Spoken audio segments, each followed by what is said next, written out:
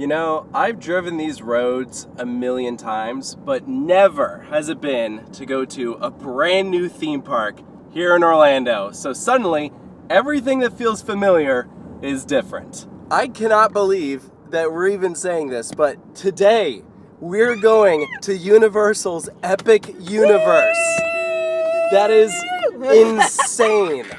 We've been waiting for this for 6 or 7 years.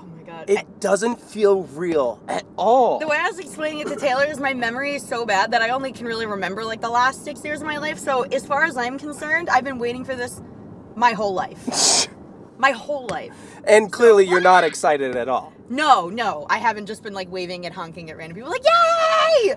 The way I describe is like, I'm almost having a different reaction where mine is like denial. Right? Like, I'm like, no, that's not happening. Like, today's just a normal day. Like, there isn't a new theme park down the street from us. Yeah, like, I just saw it. I don't think it's really going to hit me until we step foot on the property. I'm like, been shaking. So, like, this has been my weird thing is since yesterday, I've felt like nerves.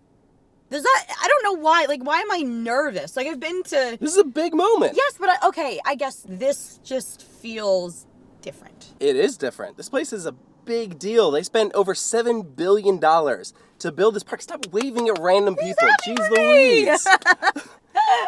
Oh my gosh. It looks like all the other signs, but this one's different because it's Epic Universe. Oh my God, do I go left or right? Just follow everyone else. They're all going to the same place. Hey, that's where we're going. Yes. Guys, it says welcome. It says welcome. Thank you. I'm so flattered. Oh my gosh, the views of Stardust are so cool. Look at that. Wow. This is the parking lot. What? Stop screaming. Why do you have actual tears coming down your eyes? We're in a parking lot. We are here during team member previews, so we are being given access to the park thanks to a lovely team member who invited us to join them today. And this is actually going to be our first of 2 visits during team member previews that we're going to show you. So there will be a whole nother video after today because bottom line is this is a technical rehearsal. So not everything is going to be 100%. That includes rides may not be as reliable. Some rides might not be open, period. Like, I don't know if that means, like supposedly Ministry isn't going to be open today, which, you know, we're going in with the expectation of like, look, we're just going to be happy to be here. We'll ride what we ride, and that's okay. I have to do all the talking because she is like inconsolable right now. No moving walkway here. We have parking lot on this side and that side. You can see that they do have a few covered areas. This might be for electric vehicles, but as you can see, it is still not done. And to my understanding, there will be some areas like that within the park where there will be fences, maybe even construction vehicles. We might even be asked not to have any cameras out in those areas, which we will obviously be respecting. But everything else, we should be allowed to have cameras around. But per usual, no filming on any of the rides allowed. That is a strict Universal policy. I think the only one that is technically allowed is Yoshi, but we've done that in Japan. So right now our priorities are pretty much anything other than Super Nintendo World. Although Donkey Kong we're super excited for. The gates are open for us. Right up here is supposedly the front entry plaza. I want to look at it. I'm just getting burst into tears. Oh my gosh, that's it. That's literally it. Holy crap, that's the Kronos Tower. That's literally it.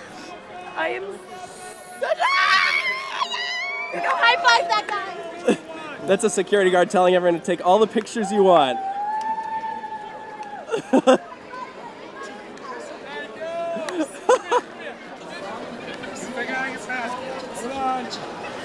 They have the same photo validation thing that they have at the front entrance to IOA and Universal Studios Florida.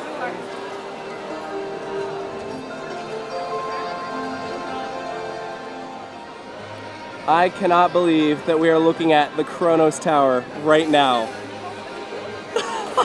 Beyond this gate, find gardens green and epic worlds to fill your dreams. I cannot emphasize how long I've waited to see this in person. It doesn't feel real. I'm literally standing in front of it. It still doesn't feel real. It's beautiful. I'll admit, it's a little smaller than I expected, but I don't mean that in a bad way. Like, it's really cool because obviously you walk underneath the portal, but they have access points like also on either side, so it doesn't get like clustered. It's not a funnel. Like, each of the portals that we walk under, that is like your only entry point. But here, it's a nice wide open plaza. Tons of people out here taking pictures. The vibes are immaculate. Everyone's so excited. Ah, this is so cool. Our first portal entry. Everyone talks about what it looks like from the outside. This is what it looks like from the inside. Look at all the details on this. It's very intricate. Again, this is Celestial Park, so this is our first access point. Oh my god. Wow, look at that. It's a crazy view of Helios right there, and she's gone. Something I will somewhat emphasize is I'm going into this like relatively spoiler-free. Like obviously I've seen a million pictures from BioReconstruct on Twitter, who's the GOAT by the way. I've been watching my Alicia Stella theme park stop updates.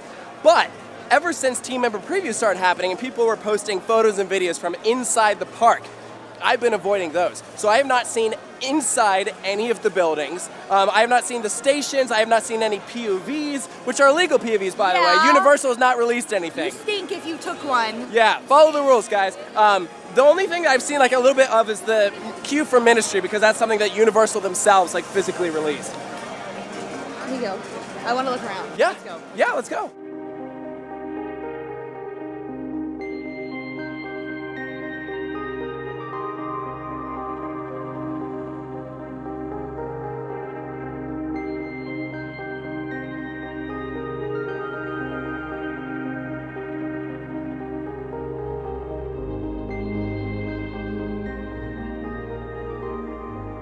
So we haven't even actually like made it into the thick of the park yet, and like even just walking up here, the amount of flowers and greenery they have here is so refreshing.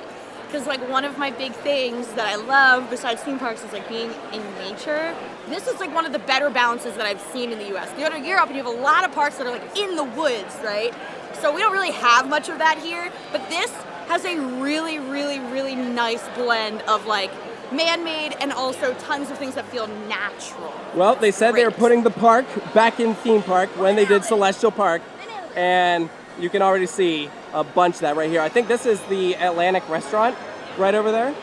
It's crazy seeing all these people file in because you forget how many people work at Universal Orlando Resort. We're talking 2 theme parks, a water park, all the hotels, and all these people are allowed to bring like 3 or 4 guests whenever they visit. So there's a lot of people in here. We were told from someone who visited earlier this week that at one point there was like 11,000 people in the park. That's like no joke for, you know, technical rehearsals, but here's the thing.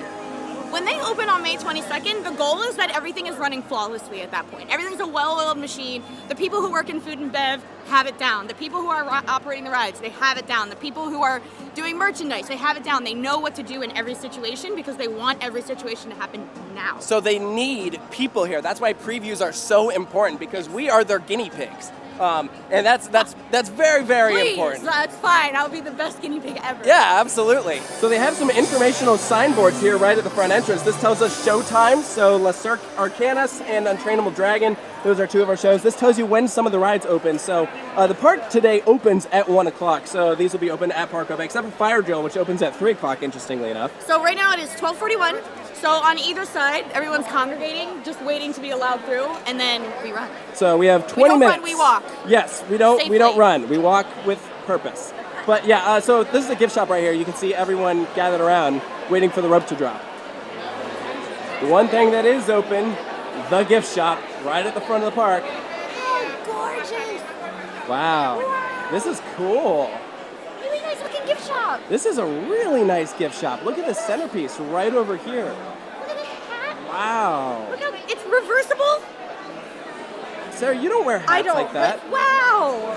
Hey, guess what? What? I'm a really big fan of this park. They have each of the different worlds here on the back walls. You can see Isle of Berk. This over here is Frankenstein, Darkmoor. Back there, Mario. There you can see Donkey Kong.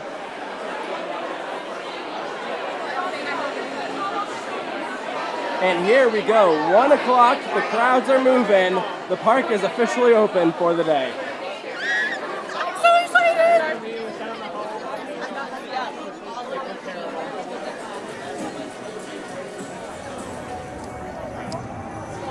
And here is portal number 1. This is Super Nintendo World. Look at that. Very cool, but that is not where we are headed. We will come back later. Okay, I've been like so excited to see Pizza Moon in person because it is so weird. Like the moon is getting stabbed in the eye with a piece of pizza, and then you got this creepy tongue going back and forth. It's so bizarre. Hi! It's giving Luna Park. That's what it's giving. So weird. And it doesn't take a very long walk at all for us to be at the back of the park. There's Helios right there, and we are approaching the village of Darkmoor, the portal entrance to Dark Universe. This will be our stop number 1. People have always asked, like, what are you most excited for Epic? And I think every time my answer has been going into this land. Like, I've had dreams about it, but in my dreams it wasn't good. I don't know what the heck my brain concocted, but I know this will be. Oh my God. Look at this. Wow, it's alive. Look at this. Holy crap. This is so cool. We are entering our first land. Oh my God. Look at this. Oh, it's spooky. It's spooky, all right. It's also very hot out, so that mist is nice. Yeah. Ooh, look at this. What is that? Is that your spooky dance? Oh my God! Oh my gosh, that's it! That's the thing! That's the thing! That is cool. This is awesome.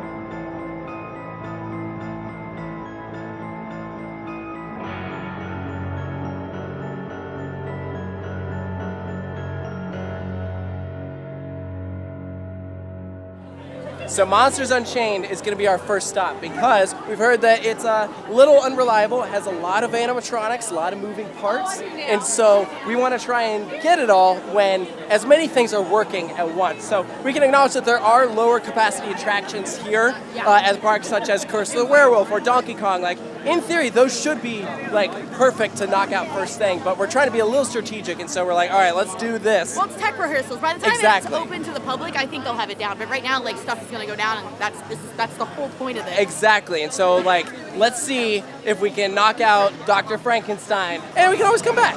Curse of the Werewolf is testing. There it goes, falling backwards as it's going through the swing launch right over here. So next it should be coming up this turn. There it goes. Now it makes it all the way around. So we're in the regular line right now, but there is express, and there's also a single rider line for this. That would be a really good option, because I know on Forbidden Journey, it usually has no wait for single rider. No, that's a good point. Keep that in mind. Oh my gosh. This is gorgeous. This is so cool. This is their Cinderella's castle. Yeah, this is amazing. Like Universal has always made the classic monsters part of their history. It's what they do so well. And this building itself is actually inspired by a real life manor in Belgium. It's since been taken down, but this is gonna be way cooler anyways. Whenever you're building something like this and it's like all new material, I've watched stuff from like Imagineers and from Creative before, but how much work actually goes into making something look aged. And like they did this perfectly. Because you gotta imagine when they bought all this stuff, it looked brand new. Yeah. And they made it look rustic and like creepy and old, and that's so cool.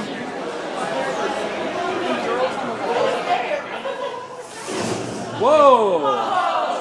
Oh my gosh. Well, that's cool. Organs for transport. Ugh. Wow. Look at this. This is really cool.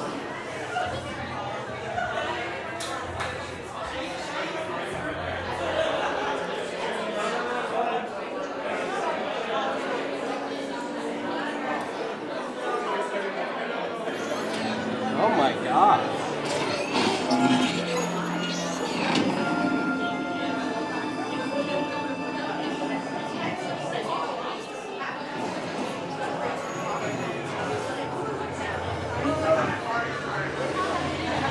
All right, this is the one room in the queue that I had seen a picture of, but it is way cooler in person. It is also way colder in here.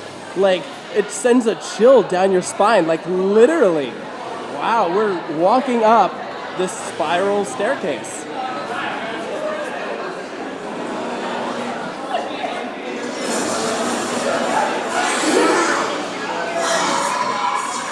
Wow. This is so atmospheric. Holy crap. Yo, That's crazy. You're dumb. And there's our staircase we walked up earlier. And that right there is Victoria Frankenstein, the great-granddaughter for Dr. Frankenstein. Look at this. This is so impressive. Look at the details on the walls. Oh my gosh. That's like dark. Ooh. Wow. All right. Hey, that's the ride vehicle. That is the ride vehicle. Yeah, look at that. So, if you're unfamiliar, this is a Kuka arm-based ride system, very similar to Forbidden Journey, with some enhancements. As you can see, it's a lot more open feeling. So it doesn't have like the walls on either side that kind of are supposed to like, you know, make it so that you just are looking straight directly ahead. Now you can look more around. I'm excited because I've heard that this doesn't have the dome screens the way that Forbidden Journey has, and I feel like those are fine, but I feel like practical is way better. Yes. I think something's happening. Come closer, little lab rats.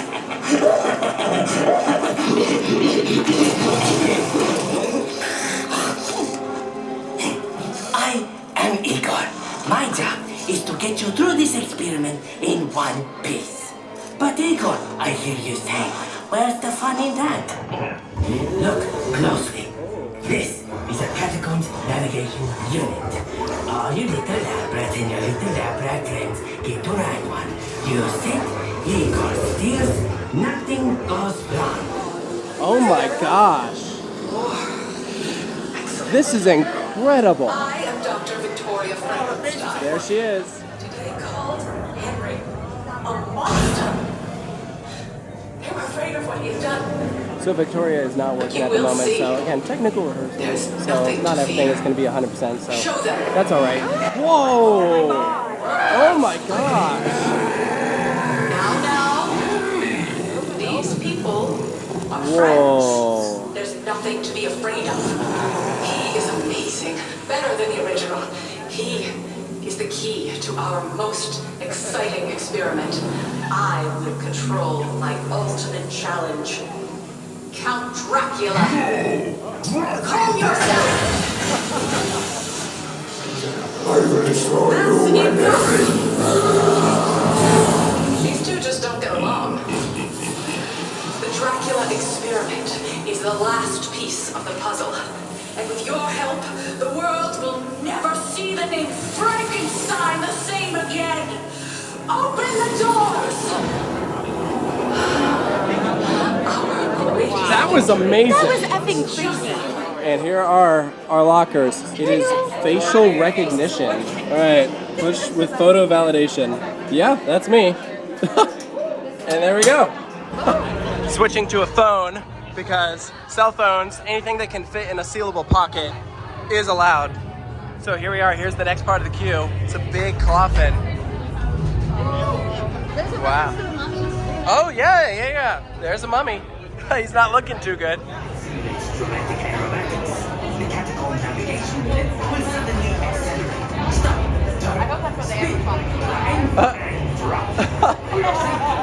And welcome to the station for Monsters Unchained, the Frankenstein experiment. This is where we leave you guys, but there are the ride vehicles. This is so cool. It's a turntable. That is so cool. We'll see you after the ride. We just got off Monsters Unchained, the Frankenstein experiment. That was a lot to process. We're gonna talk full spoilers here, so you have been warned, but Yeah. holy crap, that was like the vibes, the atmosphere, just everything, just sensory overload. So, I'm gonna need to ride that a lot more times to understand what the heck is going on, because there's so much and it's very fast-paced. To be able to be like, to process what the whole story is and what's going on. So, because there's very few of them, I'll start with cons. Very few. So, compared to Forbidden Journey, this version is more like, they're not really trying to hide the fact that you're on a Kuga arm. But that's part of the story, right? Like, part of the story is that that is what you are supposed to be riding in, so it's not a big deal that you see it.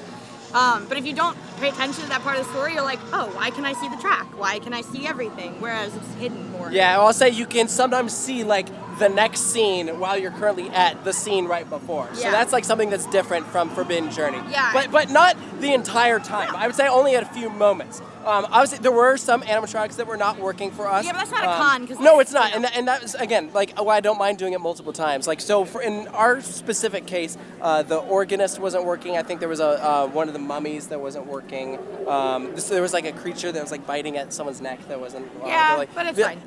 Again, next time we'll see how There's it so goes. many in There were a this lot of film. animatronics that were working like perfectly, and they Yes. were amazing. Okay, like, wait. so realistic. I still have one more con. There's Okay. only one more. There's a couple of times where I probably was like, it's probably my own fault because like I wasn't sitting back. I was so excited that I was like this, like leaning forward.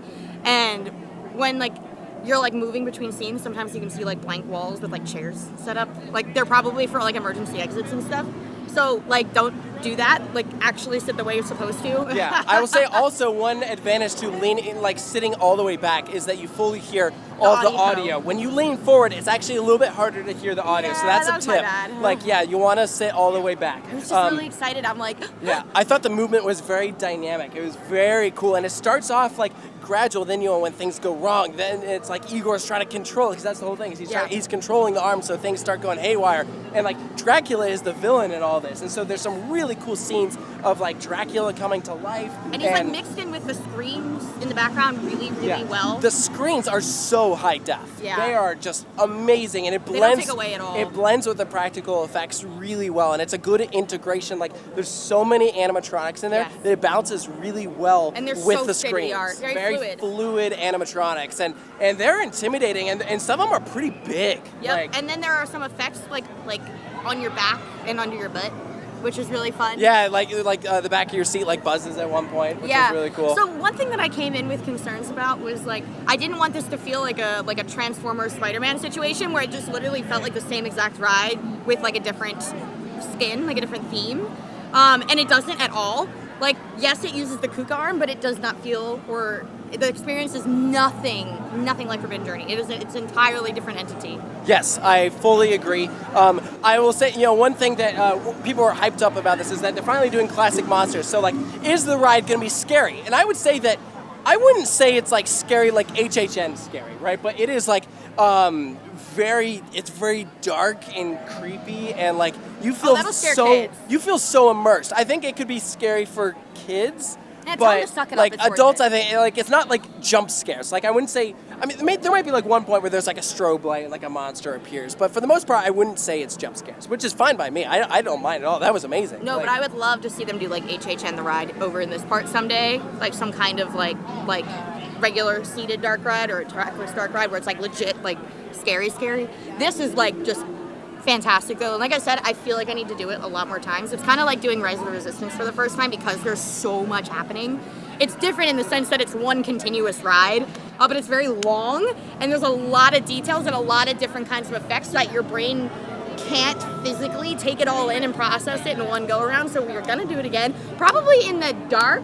Not that it's gonna be different on the the inside. night rides, Not that yeah. it'll be different on the inside, but it'll be different on the outside. I want to see what this area looks like. I'm so excited to see Darkmoor at night. Yeah. So there you go. There's our first time experience on Monsters Unchained: The Frankenstein Bottom line, Experiment. we loved It was it. it was amazing. That's Yeah. amazing. It was so good. And yeah, I can't wait to do it over and over again.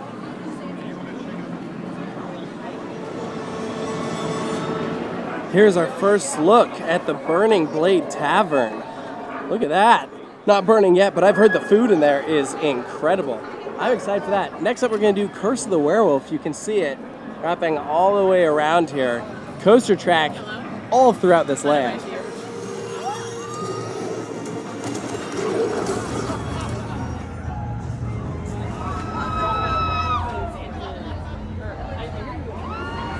Curse of the Werewolf is posted at a 35-minute wait, and they do have a single rider line, which is great. Again, I love seeing how many single rider lines are around this park because they really come in handy at the others.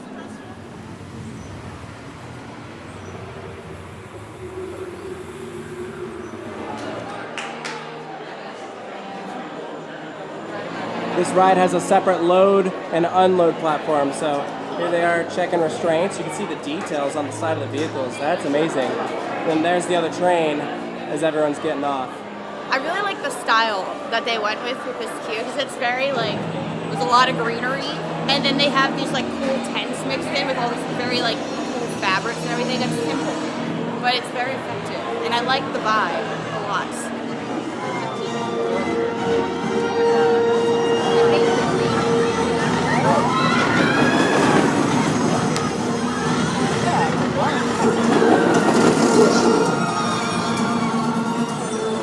just got off Curse of the Werewolf, so this is a tame little mock family spinning coaster. Has that swing launch. There's like a shed right in the middle with like some sound effects in it. Now we really know what's in the shed. Yeah, so that was in the shed. You know, I thought this was a fine ride. Yeah. I kind of see it as like filler, you know? Well, yeah, so I mean, it's a family coaster, obviously. So we were not, like, very imbalanced. Like, if you have your weight imbalance higher, it'll spin more. So we didn't spin, like, a ton. But, like, it's fun for what it is. Like, it looks nice in the area. I mean, I don't love the nets, but I get they're a necessary evil. But yeah, I mean, it's cute. It's fun. I'm sure, like, I imagine it's like this, and then Hiccups, then Stardust, so we were going in the proper order. Yeah, I think this is definitely going to be the weakest coaster in the park. I think, Weakest subjective, though. I don't think it's weak. Right, that's fun. the thing. It's like, you have to compare it to a ride like Sierra Sidewinder or something, and this is more visually interesting. You know, it ran well. It had like some cool little twists and turns and everything. We were in the back car, and so we had like some pull over the drop there. So yeah, I thought this was fine. I think though, among the rides in the park, if you have to prioritize, this is probably one to put like lower priority. Dark Universe toilets, really cool. Good vibes there. The toilets are black. They're Yeah. black, and it smells like pine trees. Also, they have water fountains over there. Doesn't taste like nasty Florida water. You've been to the parks around here, you know what I'm talking about. We're gonna pop in Das Steakhouse, see if we can get a snack. Come in here. This is awesome. Ooh. Wow, it's really dark in Oh, here. I can't see. Yeah, it's very dark in here.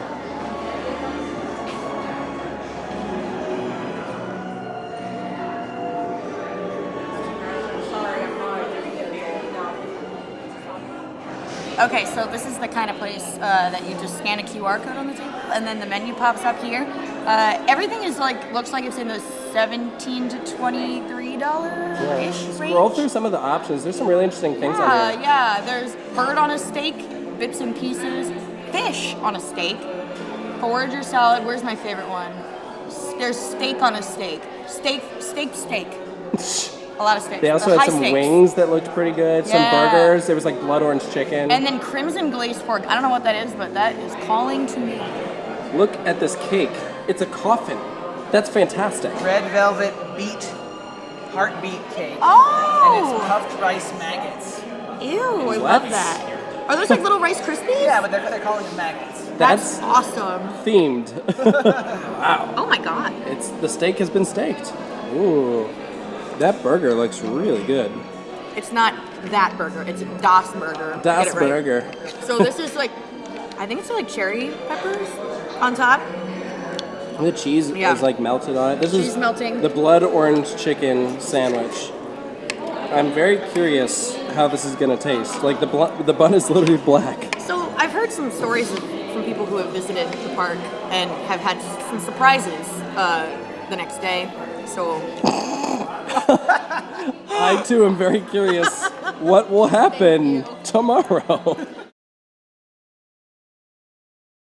Overall, good food here. I really liked the burger that you got. I thought that was pretty tasty. The steak that we tried was good. I thought that the chicken sandwich that I got was okay, so I'd probably suggest getting something else if you come here. I also have to commend the team members here. They are like all in. Everyone that we've encountered in Dark Universe has been just like so in character, and it is like awesome. They're like creepy or off-putting, you know. I've been at war with this one guy. He keeps sneaking up behind me whenever we're in the middle of eating. And I got him back, kind of. But I had to keep looking behind me the whole meal because I'm like, he's gonna just appear behind me again. He was like sprinkling, like pretending to sprinkle sauce on top of Yeah, it. I think that the joke here is that we're actually supposed to be the meal. I think that is the joke Do here. with that what you will. This is the overflow area for Das Steakhouse, so I imagine eventually there'll be tables and chairs here. You can see more of the characters. How creepy is that? The stake through the heart, more skulls and candles, skeletons. Oh my gosh, they all have a stake through the heart. Wow. So like, I guess this is supposed to be a dungeon or something, but you can hear noises coming from in there. Apparently there might be some screaming at some point. So we have just exited back through the portal of Darkmoor. It is not necessarily a one-way. While everyone enters through the portal, there is also another way that you can exit through the other side, or you can just come back through the portal. We're back in Celestial Park. Where should we go? Maybe Stardust Racers?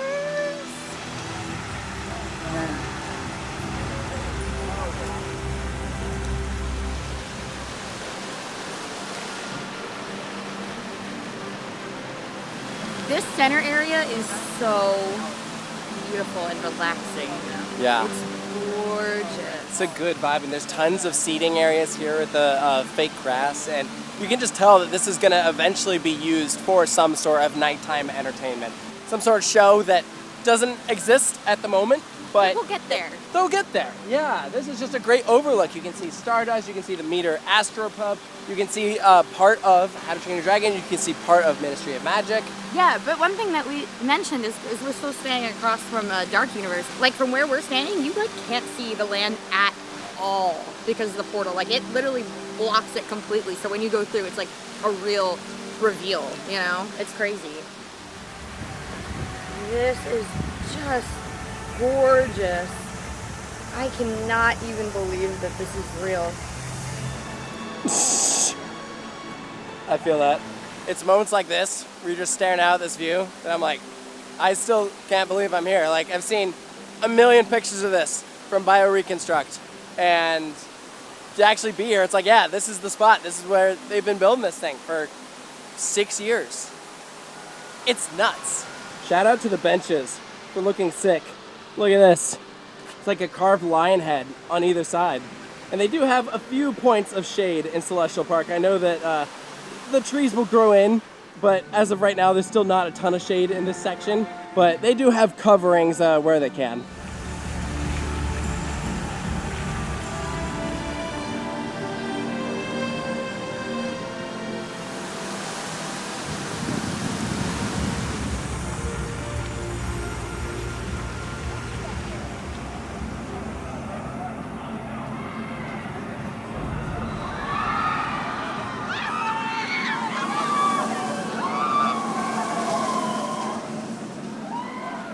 Yo, that is crazy. What a spot! Like, That's crazy. that is so cool. Stardust Racers, that's it. It's so more than anything else in this park, I feel like this is what we've been like staring at because of how high in the sky it is.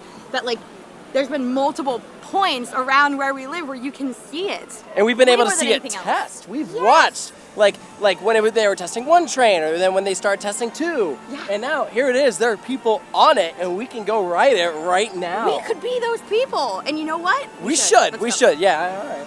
Now that is an entrance sign. Way cool. I love how many things here just like use simple rotation, and it's so much more interesting to look It's at. very effective. It's so effective. There's so many things here that are just spinning, and you're like, ooh. Yeah. At the moment, single rider line is closed, but it will be there once the park is open. And unfortunately, nothing metal in your pockets. I look really good. Wow, that facial recognition is making you look great. Yeah, everything's got to go in a locker. There's metal detection like Velocicoaster. So we'll see you guys Bye, at the guys. end.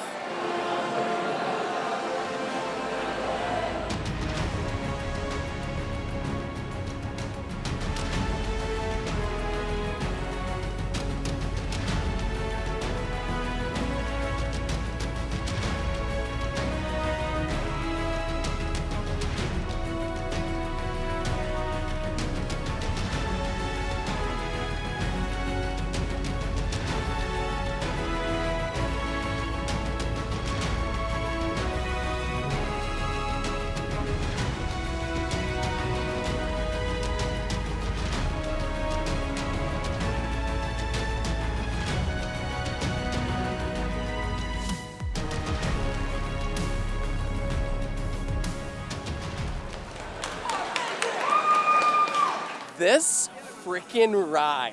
Oh my gosh, Stardust Racers. That is phenomenal. That is such a good ride. That is everything a dueling coaster should and could be. That is by far the best dueling coaster I've ever been on. Like, that is incredible. At this point, we got to do both sides. We sat in the back car for both of them so we could compare. But I'm just like, I was floored after the first ride. I'm floored after the second ride. Absolutely. The Celestial Spin is no joke. All the hype around that is real. It is visually the craziest moment I've ever had on a roller coaster. Just like looking up or down, depending where you are, and being like, oh my gosh, I feel like I can reach out and touch your hand. You can't, obviously, but it looks like you can. You are really close to the other train at times. Like, the entire time, you're getting, like, ejector airtime and getting pulled through these moments, whipped side to side, while there's another train alongside you. So I'm not even looking at what is to come. I'm looking at what is going on next to me. The vibes are so fun. Like, it is not, like, elaborately themed. It is stylized, but it is, great. it, like, just works. The color palette is so nice. It reminded me a lot of, like, I said the top of Liseberg, like up on the hill, like Luna, which is funny. Which is funny because that's also another like celestial theme, right? When you're in that station, it's an observatory. So here, it's just like really, really cool with that comet going directly overhead. You're in the station, you choose yellow or green, and then they assign you to your rows. They do take row requests, which is how we were able to get the back car. The trains are beautiful. They are stunning. They have the flux capacitor on the back, like one Easter egg. Easter egg. I would say that where this ride really shines is in the negative G-forces. Like, this ride has so much airtime, and everywhere that it hits, it's very powerful, very strong. Yeah, like I think this is probably the most airtimey ride I can think of that's like in this area, in Orlando, right? Like, I can't think of another one. It's definitely the most airtime on one roller coaster in Orlando. And then I'd probably say Mako, but it's different. This is like very ejector, like motor airtime on Mako. It's different. Some of the hills on this are pretty small, so it's like little pops as it's like dropping down, and it'll have then like bigger drops later on. And so like it keeps you guessing. And I also just got to commend how creative the crossovers are. Like there are times where like the train is going over you, you're going then under, and it's just like a little bit of everything. It was, oh man, it's so good. Some of the very close interactions did remind me a bit of like Twisted Colossus, like when it's dueling properly. But like, you know, the thing about that ride is as good as the interactions are, they're rare. And whereas I think that assuming nothing is going wrong on one of the sides, it will always be dueling. So that is something you don't have to go into it being stressed out. Like, am I going to get a duel? Am I not going to get a duel? Like, you're going to duel. And because of the metal detectors, you don't have to worry about like nets in between. It's just like spectacular all the way around. So like this is one of those coasters I was like, yes, I don't mind not having like anything in my pockets, go through those extra steps, because like at the end of the day, that was the downfall of dueling dragons, right? Yeah. That's why they stopped dueling it. So it's like this is the spiritual successor. You know, we had a very popular dueling coaster back in the day. People were sad to see it go, and now that you have Stardust, I don't even miss dueling dragons. I was gonna say, this is better. I will say, one thing I did not expect to see from Stardust is all the backstage area. That's the far side of Ministry. And you can see just like a lot more than you would be from the rest of the park. I hope in the future they're able to somehow cover that, because it's really just from this one area. I mean, when all the other sightlines are amazing, it kind of stinks when there's one that isn't great. From Stardust, we are right next to the portal for How to Train Your Dragon, the Isle of Berk, which is just a magnificent design. I love this, and this is, objectively speaking, the biggest of the portal lands here in the park. This color scheme already, like I know it's gonna do something to my brain chemistry and just put me in a really good mood. Yeah. That's the best way I can explain what this color stuff looks like to me right now. now. And I love these movies. So I'm so excited. That too. I'm so excited to enter a land based off of this. We have a roller coaster, we have some Gerstlauer Skyflyers, there's a water ride, a show. We're gonna see what we can knock out. I'm filming Taylor's reaction coming in because How to Train Your Dragon is like one of his favorite movies ever. Oh, look at that. Oh, that is amazing. Oh, that is so cool. That is awesome. Do you love it? This is really good. Yeah. Wow, yay! What a sight line. That is so cool. Yeah, I mean, that's straight out of the movies. That's fantastic.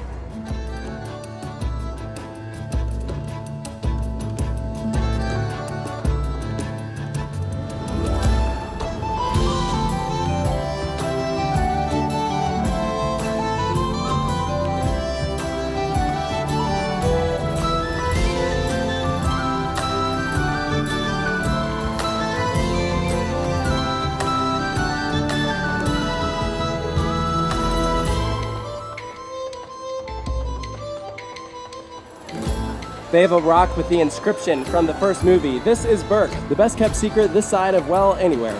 We have dragons. Lots and lots of dragons. Look how close you get to Hiccup's wing gliders. Wow, there's just track all over. On this side too, I believe it is currently down at the moment, so we might have to come back for that one later, but that's okay because there's still plenty to explore in this land.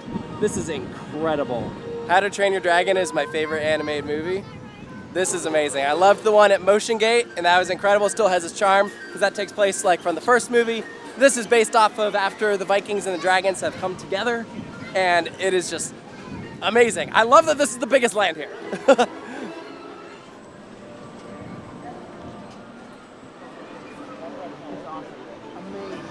The first thing you get to when you walk in is this play structure. All these different little like tree tops and areas that the kids can climb around, very well stylized. Look at this bench. Oh, that's a good bench. Oh yeah, that's a good place to sit. This place is healing my inner child.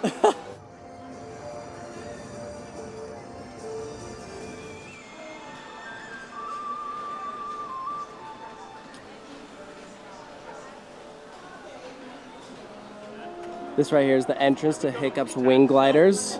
It's really, really cute. We actually just saw on the app that there is a show for the untrainable dragon starting pretty soon, and they encourage you to get there like half an hour early, so if we head over there now, then actually we should be in good shape.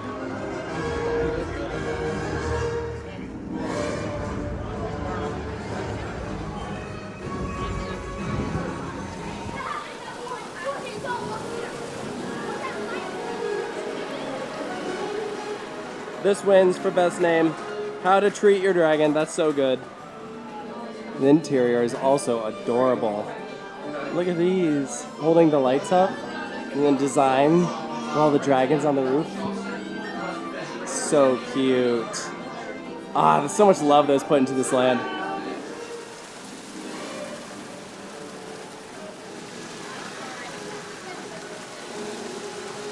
Okay, that was my second bathroom experience at Epic Universe. Another very nice bathroom. It's got a whole big tiled mural. I didn't film it because it's weird. I'm not going to film in a bathroom. But there's a really big mural of like Vikings riding a big dragon, and it's really adorable. Ha! There's a dragon sleeping in there. That's so good. Yeah, there's one in here too. That's amazing. And here it is, the untrainable dragon. This is identical to the one at Universal Beijing. We have not had the opportunity to see it yet, but we've heard incredible things. I cannot wait. Yes, I've had like very minor spoilers, so I'm pretty much going in blind. I'm very excited. I've heard nothing but positive reviews. Welcome inside the theater. Yes. Super cute. There you can see Toothless over here. All the way across your row And there's the stage. Looks good. It looks really, really cool. Yeah. I'm excited for this. Like I said, I don't have many spoilers, so I'm hyped.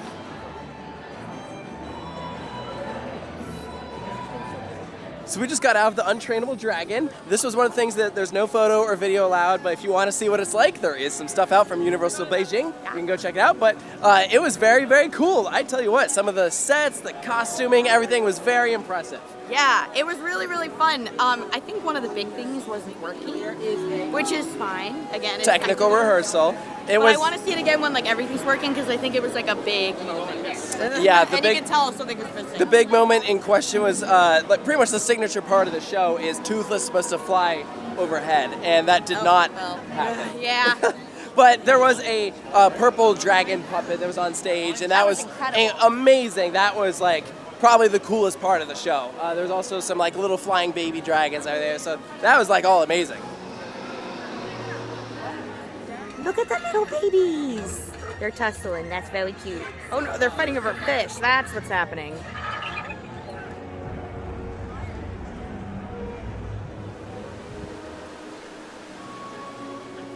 We're gonna go ahead and exit the Isle of Berk. I really want to explore more, but we're losing daylight here, and we really want to go do Donkey Kong in the daylight. And Hiccup's Wing Gliders is still down at the moment, as is Dragon Racer's Rally. So the thought is that we'll come back. We can maybe see this land at night next time. And again, we will be back here again during team member previews in just a couple days. So we'll be able to spend more time in Isle of Berk then, because you should absolutely still watch that upcoming video. If you're enjoying this one, we're going to be able to do things next time that we aren't going to be able to do today, including Ministry, hopefully. I don't anticipate doing that today, but maybe next time. So there's just a lot to see and do in this park. We're not going to be able to conquer everything today.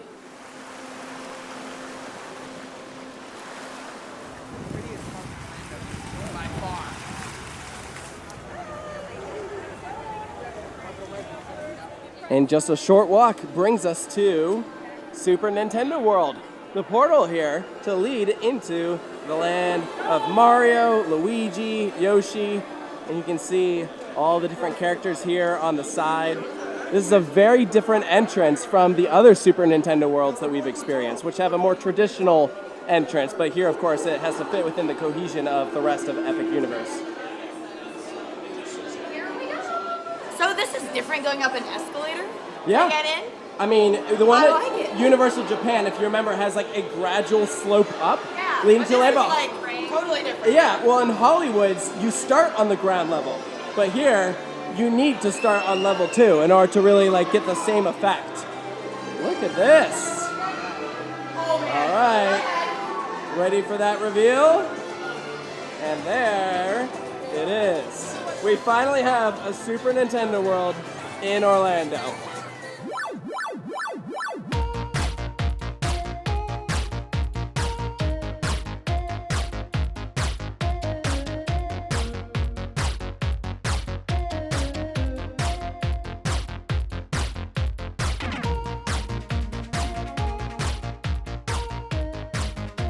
So far, it looks identical to the one in Japan. There might be a couple nuances, but overall, yeah, it's one of those weird things where it's like familiar yet different. It's like I've been here before, but I've never been here before.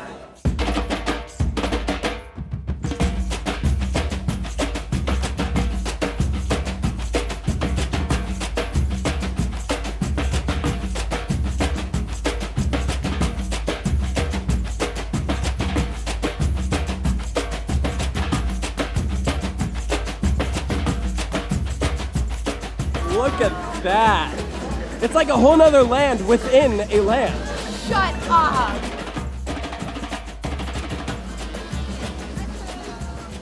This is where you can meet Donkey Kong, and here's the roller coaster. Look at it go. Oh, about to jump the track. There it goes. Woo! That is awesome. What a cool and intricate and bizarre ride.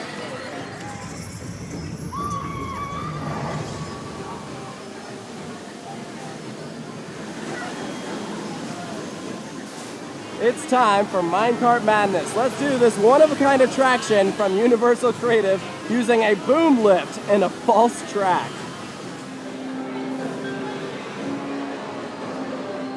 Oh my! Why, these whippersnappers don't know a legend when they see one. The name's Cranky Kong. I'm the oldest and most respected Midlothian. I ain't got time to teach you some manners.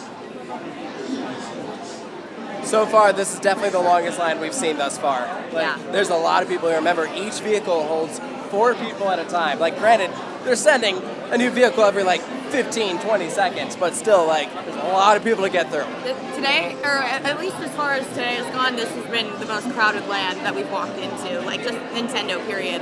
I feel like we had a lot more room before, but I think the design of Super Nintendo is inherently a very tight space.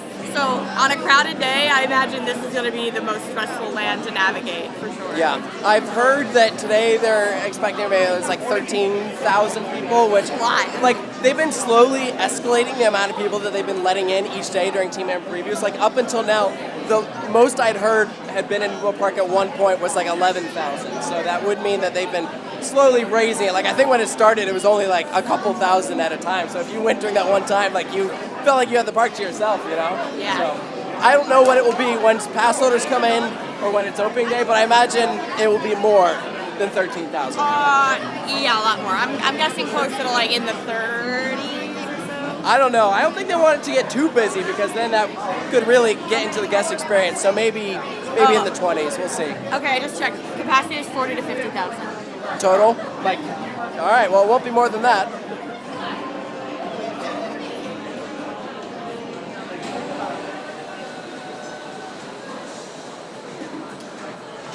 They have like a moving loading platform here, so it's continuous loading. So it's like definitely in the hands of like the guests to not take too long loading, to not slow the whole thing down. Yeah, there's a conveyor belt right here, very much like Hagrid's, but you can see how many vehicles they have set up right before you actually get on. So in theory, if there's an issue, you have time.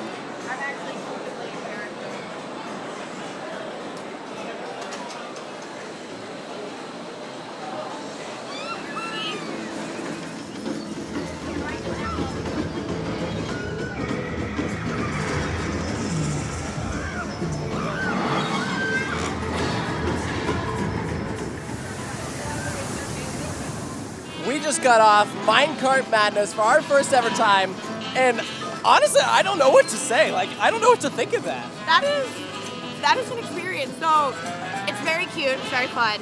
I was wondering how they were gonna convey the feeling of jumping the track when like the actual track you're running on the whole time is smooth. I'm like, how do you make it feel like jolty? They found a way. It's a jolty ride. Oh yeah. I don't, but like this is one of those examples where like I don't know if that's a bad thing because the whole point is you're supposed to feel like you're leaving the track, and so it's supposed to feel abrupt, and so it achieves that goal. I feel like my bigger problem really comes with like one, it is a super short ride. It is very short. It is over very quick. Like we were talking about capacity of the park, and it's got an 80-minute line already, and there's like a third of the amount of people here, so there's gonna be one you're gonna want to hit right away. Yeah, I think this has to be an attraction that you do like right at Park Open. It is a very quick ride. I felt like once it really got going, it was over. Yeah. And so I feel like that was my main issue with it. My other issue is like, and this has been addressed by those who have experienced the one in Japan, is there are times where you can see the real track like pretty clear as day. I mean you can't hide it all the time, so Yeah. I get it. But yeah, it's a tough situation. It's a very unique concept that they went with, and so it's like, how do you achieve that? I think they did the best you can do with this kind of ride. Like, you're not gonna be able to hide it all the time. You have to have it rock you a little bit, and rock you it does. Yeah. Very interesting attraction. I feel like I'm gonna have to do it a couple more times to like really develop a strong opinion on it. Yeah. Because right now I'm just kind of like, it's one of those things where it's like, well, that just happened. Yeah. Like, I don't know. I really like this like mini land though. Like my favorite thing I've seen so far is like there's this thing where you like bang on the drums, and if everyone bangs on the drums properly in unison, then like a little rhino pops out. He's adorable. Yeah. All the thematics around it are really nice. It is a little jungle utopia. Like, I never played Donkey Kong growing up, but I feel like if you did, you'd walk in here and be like, this is incredible. I played Super Smash Brothers and Donkey Kong was in it. That counts, right? I don't know. We'll leave that up to the Super gamers. Smash Bros. We'll let the gamers decide. I but- played that on GameCube. I am old.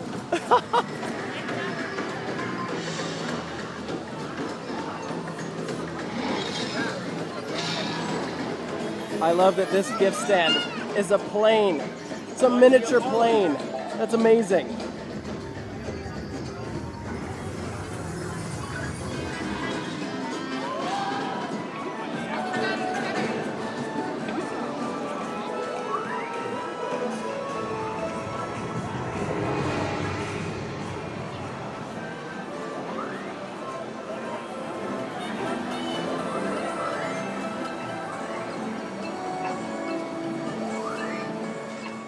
Before we head back out into Celestial Park, just looking back around Super Nintendo, this land just amazes me. The energy is incredible. There's just movement everywhere you look. Yeah, and it's interesting because we were kind of like, oh, like getting there is like a lower priority because we've already done Super Nintendo. Obviously not Donkey Kong.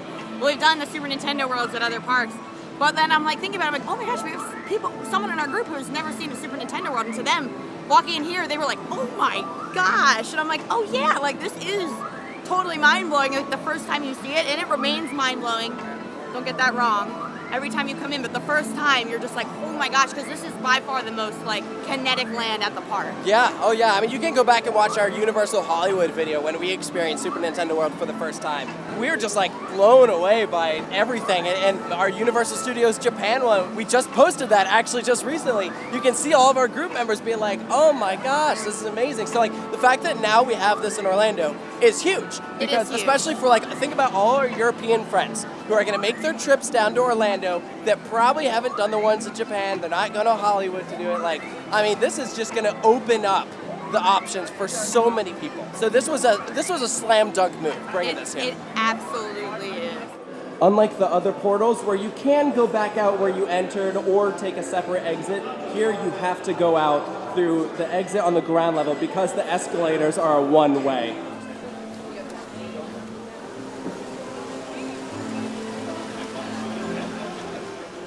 The biggest gift shop for Super Nintendo World is actually outside of the land.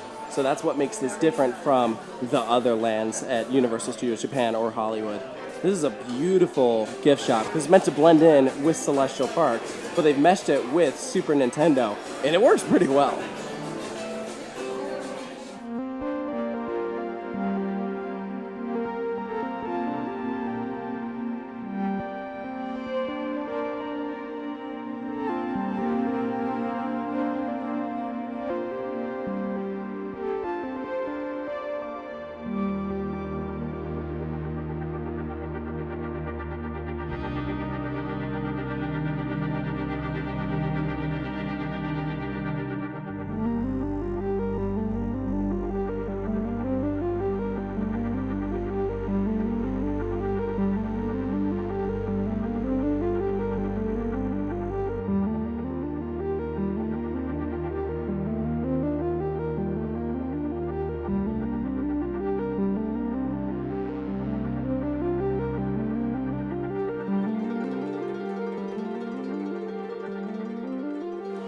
Here's a quick check-in on the wait times with about 3 hours left till park close. Stardust is only 15 minutes. We do have several attractions that are delayed. Longest line is for Minecart Madness at 80 minutes.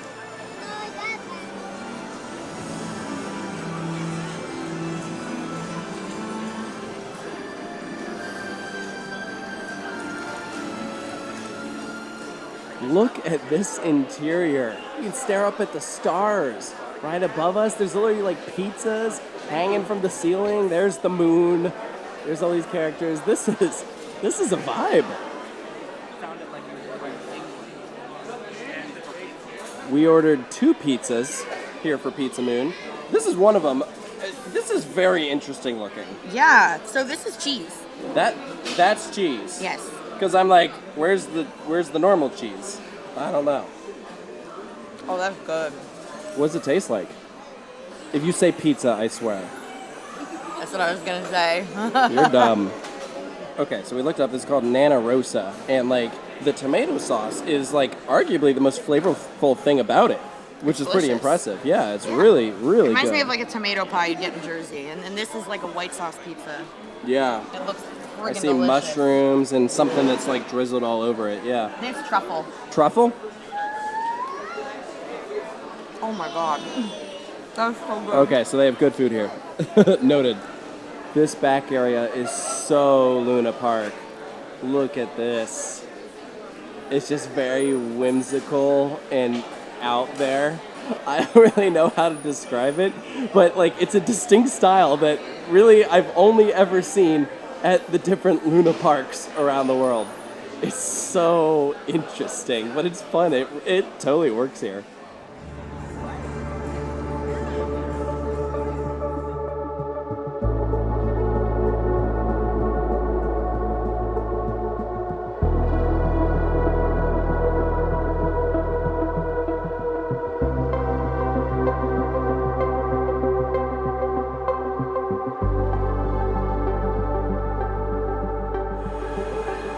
Look at those trains on Stardust Racers at night. Wow.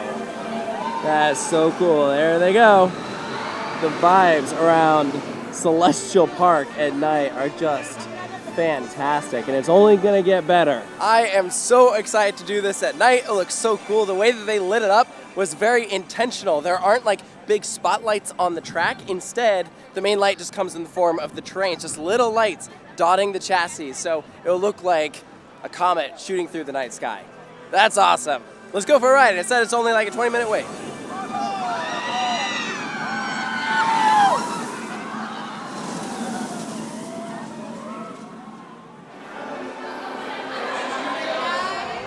The evening lighting in this queue is so nice. It's like changing colors. They also have these little orbs that light up. They like sparkle. They look like little planets, or those are all stars.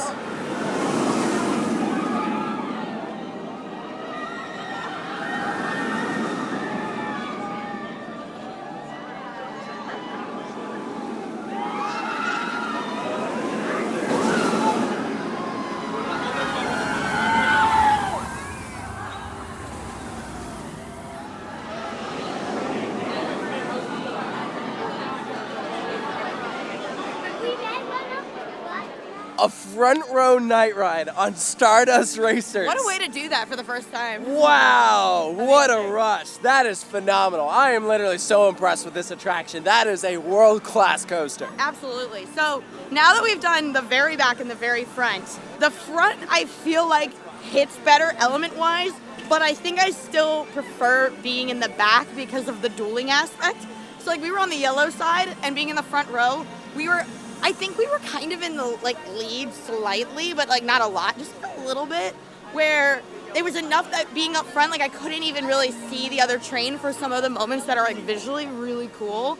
Like the Celestial Spin, like I was like going like this to try to catch a glimpse of the other train, which like I said, it's a trade-off because everything hits a little bit better up there.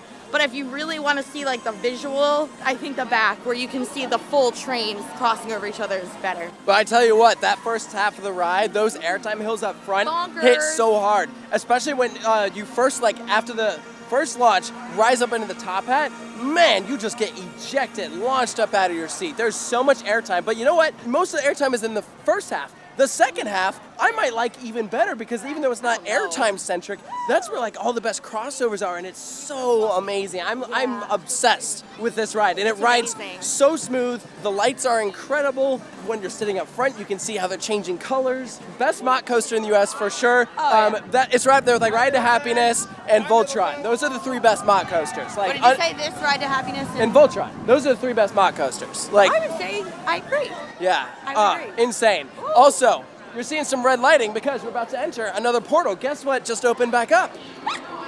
Is that a Hiccup? Well, Hiccup Swing Gliders is open now. It's got an hour wait, but that's all right. We're going to do it. That is a awesome view. This land is just magical. It is so freaking good.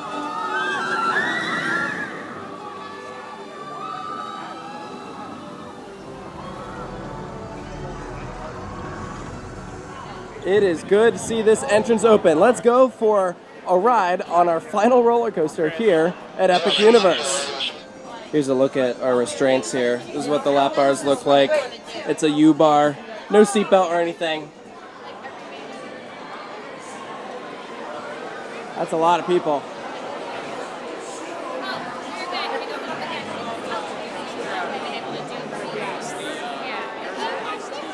And this is the third and final attraction here at Epic Universe that has this free locker system. Very convenient, great that we don't have to pay for it, and they make it super easy. Yep, confirm, there's a locker.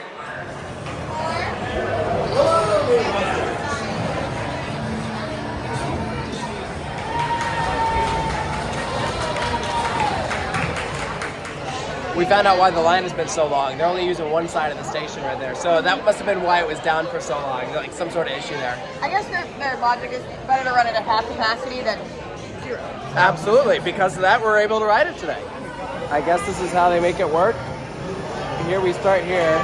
They attach wings, and yeah, there you go. Boom.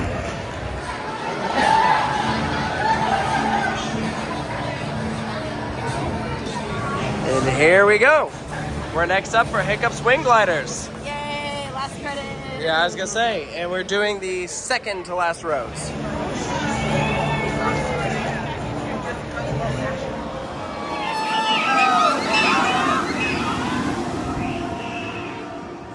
Hiccup's Winged Gliders is adorable. What So a cute. cute little ride. I wouldn't put it at like Hagrid's level, but it's still like a very quality attraction. Oh, yeah. I thought there was like a surprise in it I didn't know of, like where you go forward and then you roll backward. I didn't know that was going to happen. Yeah, It was 'cause cute. I'd seen some testing videos of it, and I'd seen where the train wouldn't make it up and then it would roll back, and I just assumed that that was part of the testing. I didn't know that was actually part of the ride experience, but didn't like like that. there's onboard audio, and so like Hiccup is narrating through the experience of like what's going on. There's like a Hiccup animatronic. You see Toothless. It's just adorable. Oh my you God. go through the first half of the ride. That's when you're like over the water. That's where kind of whippy, like that Yeah. dive down into the tunnel. I was like, oh my god. yeah, that's where most of the visuals are. Like when you're in the land, you're really seeing the first half of Hiccup's Wing Gliders. The second half is where you go through Dragon Racer's Rally, like underneath there, and then you go to like the back section. If there's a downside of it, I would say it is mainly that the lap bars get kind of tight during the experience. That I Give didn't. yourself a little space if you can. Yeah, like up until this point, I found that most of the roller coasters here were extremely comfortable to sit in. That was the only one that I was like, I don't know, this is like a little tight. I do think now that we've been around most of the park, I'm like, I would love to see them get another high thrill coaster.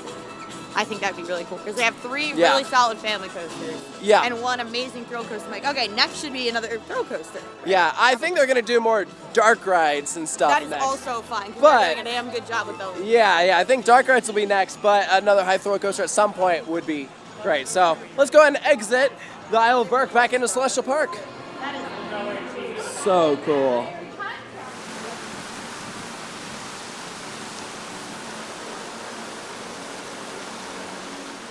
So as of now, we are 5 minutes away from park close. Hiccup's Wing Gliders ate up most of the rest of our night, which is fine. Again, so worth it. So thrilled that we got a chance to do it and that it did reopen for us. And you would think normally that, yes, we could just go and enter another ride before park close. However, several attractions here do close early, and you can actually see on the Universal app which ones they are.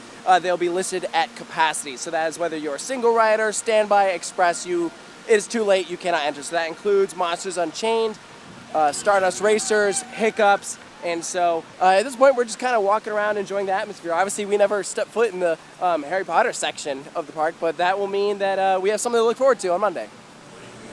What'd you get?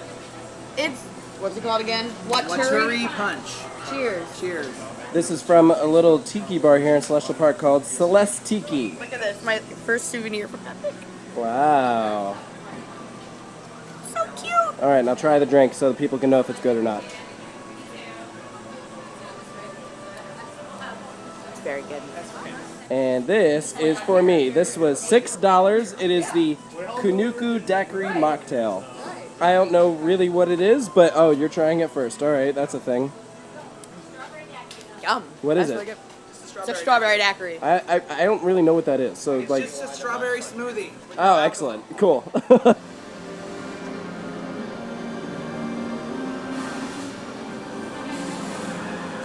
The park is officially closed, but they ain't started kicking people out yet, so we're gonna go look at Dark Universe at night. Sorry. This is cool. Yeah, oh my god. This is beautiful, and I'm a little scared that someone's gonna jump out. Like, I don't know that there's The park is closed. All the scare actors went home.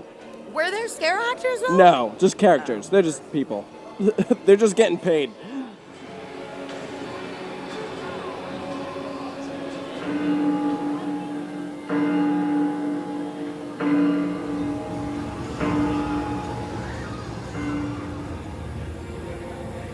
Oh yeah, this one for sure. But the rest of the park.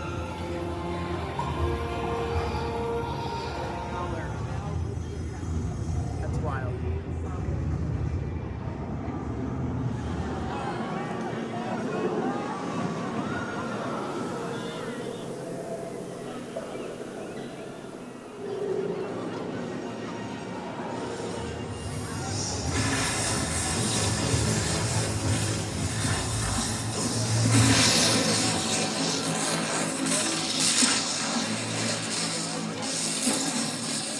So that was really, really cool. There was like the whole land interacted in this like big moment that like ended at Frankenstein's castle. Like all the lights flickering and stuff. Like that was awesome.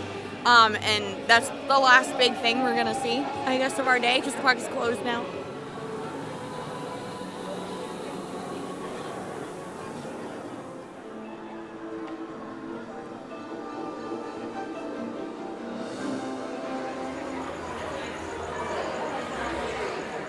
We're back in the gift shop at the front, and they are serving Toothless's head on a silver platter. It's like a mask, but it's very unsettling. This is very creepy. It's like, Toothless, what did they do to you?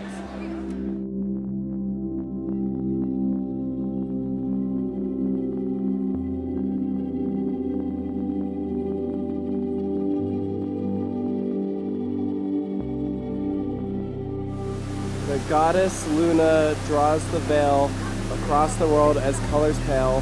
Her glowing face reflects the light and pulls the stars into the night. There we go.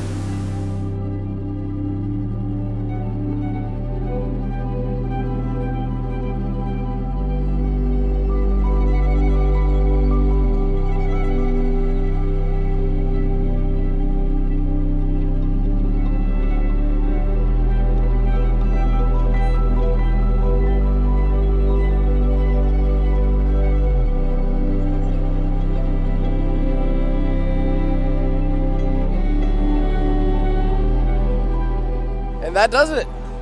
We went to Epic Universe.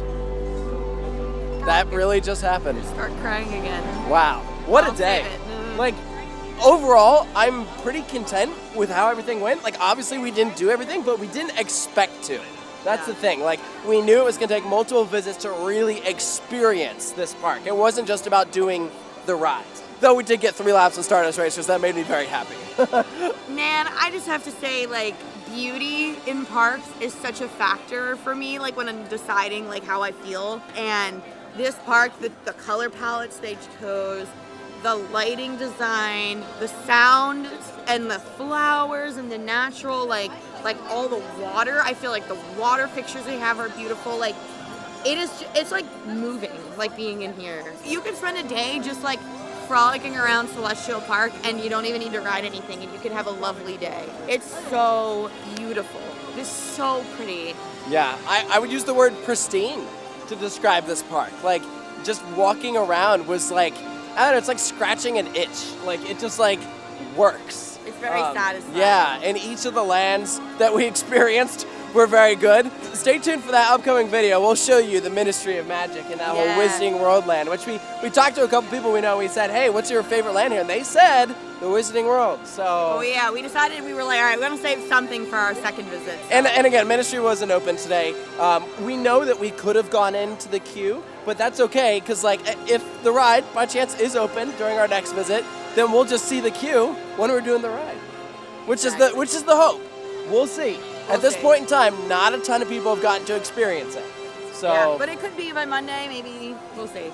But I could not have asked for today to have gone better. Great company, great rides, great. Just everything went very smoothly, and that there is a part of me that does worry about the lines when this park is at full capacity, like when they actually let in, like, the full amount of people, because the lines were long today, and there's, like, a quarter of the amount that they would have on, like, a full day. Today was team members and their friends and family. Yeah. So what is it going to be when everyone's in there? Like, granted, again, Stardust was running 2 trains on each side, right? And it can run a total of 8 trains. So, like, you know, in theory, they could double Stardust capacity, and that should really help with the line. Okay, great.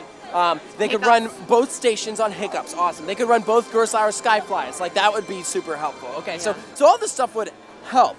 But that being said, I still think that the lines that you're gonna get once everyone's in are gonna be lengthy. If it's within your budget, I would consider Express.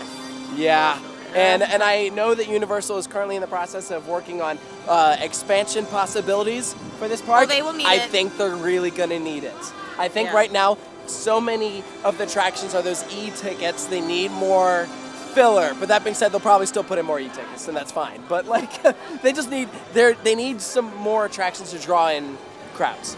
So, like, this really, like, shifted my view on Universal, like, being here at this park, because every other Universal park I've been to has had some like spots where I'm like, oh, like this doesn't really have much, or this doesn't look very nice, or like, oh, there's rides here that are kind of like but like there's nothing here that I feel like doesn't serve a purpose. There's nothing that I think is unattractive looking. Like there's the only thing that I don't love is like all of the nets around like Werewolf, but I get it. I get why they're needed.